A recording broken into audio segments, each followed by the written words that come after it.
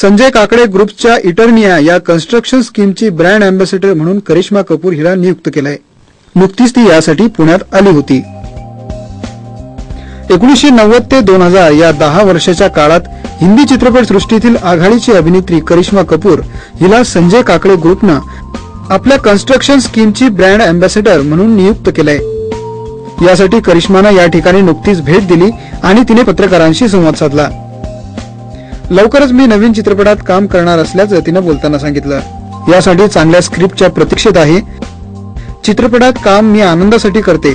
चित्रपट हिट किंवा फ्लॉप ठरतो हे माझ्यासाठी महत्वाचं नाहीये असं तिनं ठामपणे सांगितलं. जाहिरातींमध्ये आईचा रोल करणं ही सुद्धा माझ्यासाठी अभिमानाची बाब असल्याचं तिनं सांगितलं. आता इंडस्ट्रीमध्ये नवीन टॅलेंट येत आहे, त्यामुळे चित्रपटाचं स्वरूपही खूप बदललंय असंही ती म्हणाली.